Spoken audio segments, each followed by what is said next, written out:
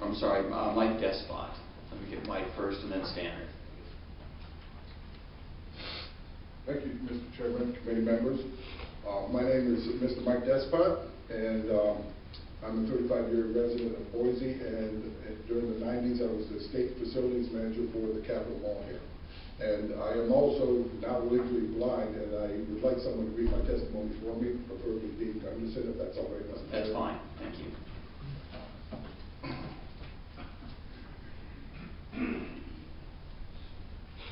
Thank you, Mr. Chairman, members of the committee. Why is it an emergency to pass this anti-free speech bill?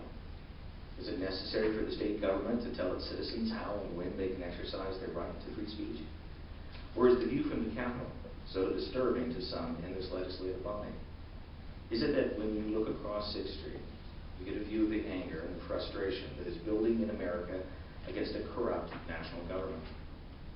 Or does the view remind you of the citizens that have been illegally foreclosed on by the greedy banksters?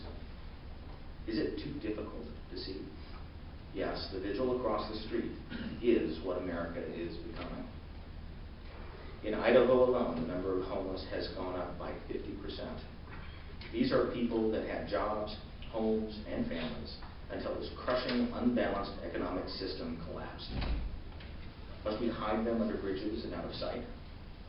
Does that cure any problem? The vigil is about that and many other problems created for people like Wall Street, banksters, and the federal government. I urge each of you, before voting on this bill, to visit the vigil, if you have not done so already. Meet us, talk to us, and know us. You will find this is not a campsite, but a site of free speech by Americans that are deeply concerned about the corruption in our federal government and the collapse of the middle class. Occupy is at the site in part to urge you to help us, the 99%, change the corrupt national system. We are not your enemy. We are your fellow citizens. We are the people of Idaho, using our voices to improve the lives of many. Are you aware that we have received a letter from the Boise Police Department as well as the Idaho State Police praising us for our cooperation and lack of problems? We have worked with the Boise Police to ensure that our demonstrations do not disrupt the lives of the 99%. Occupy Boise talked with the Department of Administration to accommodate their needs as well as ours. I've heard that Occupy Boise has cost the state $9,000, most of this being for extra security.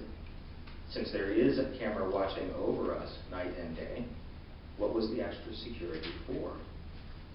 Maybe just a poor fiscal decision by the department. It had been alleged that Occupy Boise stole toilet paper, an allegation that was retracted after the damage was done in the press. Since we are not breaking the law, I ask that you not turn us into lawbreakers. Instead, work with us to explore middle ground that might accomplish your needs as well as ours. To put a law like this into effect quickly just is not necessary. And if the intent of the law is really to prevent camping on Capitol Mall grounds, then why can it not be implemented on July 1st, as is the norm? Is there really an emergency? That is the question that only each of you can answer for yourself. Idaho has never needed a law at any time in its 122 years of state history. Does the presence of a few tents require the full force of an immediate law? Before voting on the suppressive bill, ask what harm is being done and who is being protected by this bill.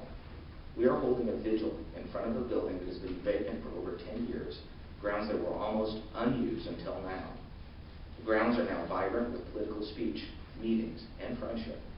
The grounds belong to Idaho citizens, and that is who we are.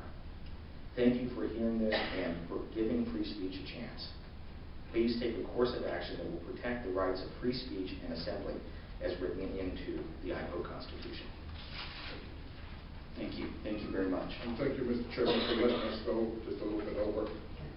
Appreciate it. Any questions? Thank you. Other questions? Mr. Chairman. Yes, Senator Malpay. Thank you, Mr. Chairman.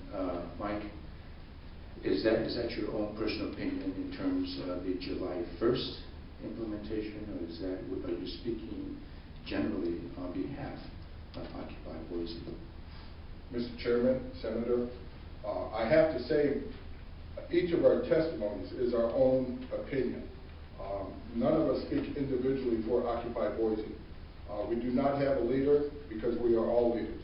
The homeless has the same voice that I have. So this is my opinion that if we at least remove the emergency clause, it would be a much more acceptable bill to me. I can't speak for anyone else.